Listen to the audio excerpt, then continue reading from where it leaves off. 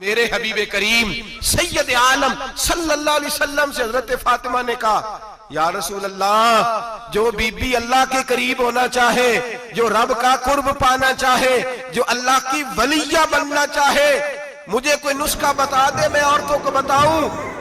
میرے حبیب نے فرمایا جو بی بی جتنا گھر کے اندر رہے گی، جتنا گھر کے اندر رہے گی، جتنا گھر کے اندر رہے گی، اتنا ہی وہ اپنے رب کے قریب ہوتی جائے گی، اتنا ہی اللہ کا قرب پاتی جائے گی، اور جتنی سج دھج کے باہر نکلے گی، جتنی صبرے گی، اتنی وہ اللہ سے دور ہوتی جائے گی۔ جتنے قدم اس کے گھر سے دور نکلیں گے، اتنے ہی قدم اس کے اللہ کے قرب سے دور ہوتے جائیں گے، اتنے ہی قدم۔ مائیں، تمہاری دعائیں قبول ہوگی، میری ماؤں تب قبول ہوں گی جب تم گھر میں رہو گی۔ بیٹیوں، رب کریم کا قرب اس وقت نصیب ہوگا جب تم گھر کے اندر رہو گی۔ تو بھائی، قیمتی چیزوں کو غلاف چڑھتے ہیں۔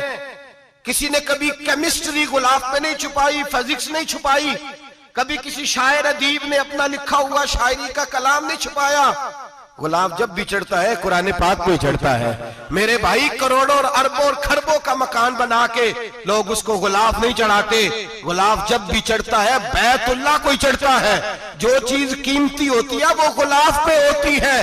میری بہنوں، میری بیٹیوں، اگر تم اپنے آپ کو قیمتی بنانا چاہتی ہو تو غلاف میں چھپ جاؤ، تمہاری قیمت بڑھ جائے گی، تمہارا وقار بڑھ جائے گا، تمہاری عظمت بڑھ جائے گی۔ میرے حبیب نے فرمایا جتنی گھر کے اندر رہو گی، دنیا تو دنیا رہی، اللہ کی نظر میں تمہاری قیمت بڑھ جائے گی۔ میرے نبی رحمت، نور مجسم، شفیع معظم صلی اللہ علیہ وسلم نے فرمایا جو بی بی بن سنور کے بازار جائے، میری طرف دیکھیں، آنکھیں کھول کے دیکھیں، یہ حدیث آپ نے سنانی ہے، انشاءاللہ بولیے، سنائیں گے انشاءاللہ تعالی؟ بول کے انشاءاللہ کہیے، آپ کو ثواب ہوگا، سنائیں گے انشاءاللہ؟ میرے نبی کریم صلی اللہ علیہ وسلم نے فرمایا جو عورت بن سنور کے بازار جائے، اب تو خیر بیویاں برقع پہن کے جاتی، برقعے پہ بھی کڑھائی کی ہے، برقعے پہ بھی کام کرا ہے، برقعے پہ جو کام اور نقش نگاری ہوئی ہے وہ 10,000 کی ہے۔ برقع پردے کے لیے پہننا تھا، دکھانے کے لیے۔ یہ کیسا برقع ہے کہ اس نے برقع بھی پہنا ہوا ہے اور برقع بھی اس نے فیشن والا پہن لیا ہے؟ یہ کس طرح کا؟ اس تو پردے کو پردے کی ضرورت پڑ گئی۔ میرے حبیب پاک علیہ السلام نے فرمایا بلا ضرورت، عورت کو اجازت ہے بیمار ہو تو ڈاکٹر کے پاس جائے، عورت کو اجازت ہے ضرورت پڑ جائے گھر میں سودا سلف نہ آتا ہو تو لینے چلی جائے، عورت کو اجازت ہے اگر گواہی کی ضرورت پڑ جائے تو پردہ کر کے قاضی عدالت کے پاس گواہی دینے جائے، عورت کو اجازت ہے حج پہ جائے، عورت کو اجازت ہے عمرے پہ جائے، عورت کو اجازت ہے کہ اگر کسی وقت جہاد کے لیے عورتوں کی ضرورت پڑ گئی تو حضرت فاطمہ اور جناب عائشہ کی سنت ادا کرے، جہاد کو جائے۔ لیکن اگر عورت موج کرنے جائے اور روز کہے وہ دیکھیں نا فلاں پارک میں تھے آپ تو کبھی گئے ہی نہیں، فلاں جگہ تھے آپ کے پاس تو فرصت ہی نہیں، فلاں میری سرگودے والی بہن کا خامن تو روز لے کے جاتا ہے، آپ نے تو کبھی توجہ نہیں فرمائی۔ روز پیغام دیتی رہے۔ میرے حبیب کریم سید عالم صلی اللہ علیہ وسلم نے فرمایا جو بی بی بن سنور کے بلا ضرورت بازار جائے، نبی پاک علیہ السلام نے فرمایا ایک قدم وہ اٹھائے گی تو اس پر اللہ کی لعنت برسے گی، فرشتوں کی لعنت برسے گی، زمین والے لعنت برسائیں گے، آسمان والے لعنت برسائیں گے۔ اور میرے حبیب بولے تو فرمایا جب اللہ کی لعنت برسے گی تو میں بھی اس بی بی پہ لعنت ہی کروں گا جو بی بی بن سنور کے جائے۔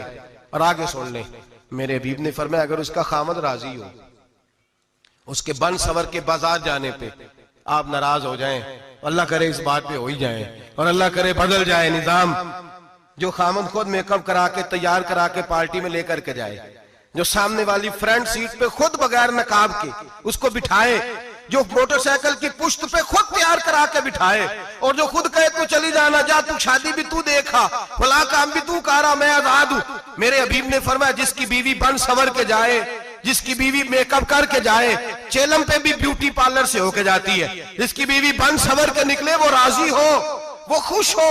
بعض ایسے منع کرتے ہیں، ناراض ہوتے ہیں، وہ گناہ صرف عورت کے ذمے ہے، لیکن اگر عورت بن سنور کے نکل رہی ہے اور خامد راضی ہے، وہ کہتا ہے ہاں ہاں ہم ماڈرن ہیں، ہم جدید دور کے ہیں، ہاں جدت اسی کا نام ہے، ہاں لوگوں کو پتا کیسے چلے گا ہمارے پاس پیسے ہیں، کیسے پتا چلے گا کہ 3 گاڑیاں ایک ابا جی کے پاس ہے، ایک بیٹی کے پاس ہے، ایک بیوی کے پاس ہے، کیسے پتا چلے گا کہ ہم بہت تعلقات والے ہیں، ابا جی فلاں شادی پہ، بیٹی فلاں گھر میں، اور بیوی فلاں گھر چلی گئی، ہمارے تعلقات زیادہ ہے اس لیے ہمیں زیادہ جانا پڑتا ہے۔ میرے حبیب کریم علیہ السلام نے فرمایا عورت بن سنور کے جائے، خامد راضی ہو، وہ جتنے قدم اٹھائے گی اتنے ہی اپنے خامد کے لیے جہنم میں مکان تعمیر کرے گی۔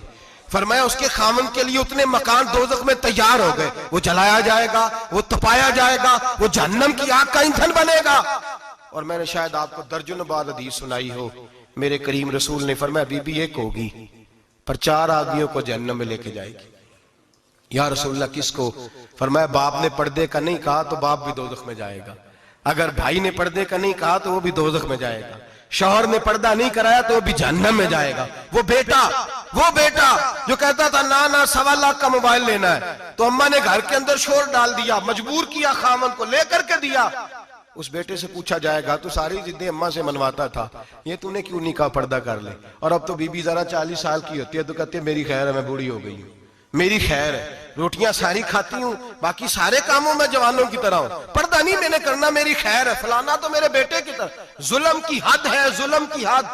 کزن ایک دوسرے سے ہاتھ ملاتے، کزن، وہ کس مصیبت کا نام ہے؟ کہتے ہیں یہ بھائی ہے، او بھائی یہ بھائی ہوتا تو اس سے نکاح ناجائز ہوتا، اب چونکہ اللہ نے اس کے ساتھ نکاح کو حرام رکھا ہے تو یہ تمہارا بھائی ہو سکتا؟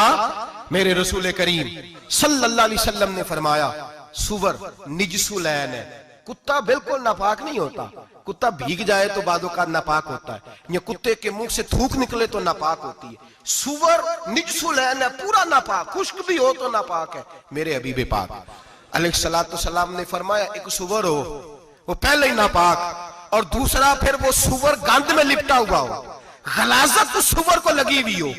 فرمایا ایک تو سور جو نجس العین ہے اور پھر وہ گند میں لپٹ جائے، غلاظت میں بھر جائے، اس کے پورے وجود کو گندگی لگ جائے۔ فرمایا وہ سور گندگی اور غلاظت میں لپٹا ہوا تیرے جسم سے لگ جائے تو اتنا برا نہیں جتنا غیر محرم عورت کا وجود تیرے وجود سے لگ جائے تو برا ہے۔ کس قدر تفصیل دی، کہاں سے بات شروع کی اور کہاں میرے نبی نے سکھائی۔ کزن ہاتھ ملا رہی ہے، کزن کے ساتھ بازار جایا جا رہا ہے، کزن کے ساتھ فلاں کام ہو رہا ہے، کزن کو چچا کا بیٹا بھائی ہوتا ہے، اگر یہ سگا بھائی ہوتا تو اس کے ساتھ نکاح ناجائز ہوتا۔ خدا را آ جاؤ، لوٹ آؤ، واپس پلٹو دین کی طرف، لوٹو اس تباہی سے نکلو۔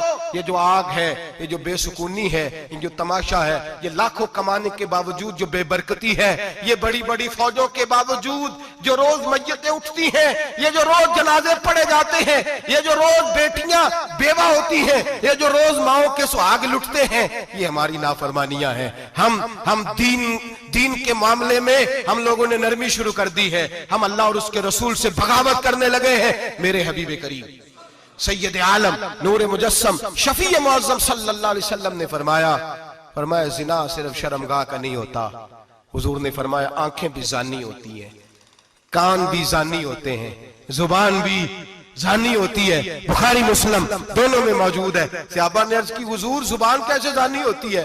فرمایا جو نماز کے باوجود گند بولتا ہے، غلیظ گفتگو کرتا ہے، وہ زبان کا زانی ہے۔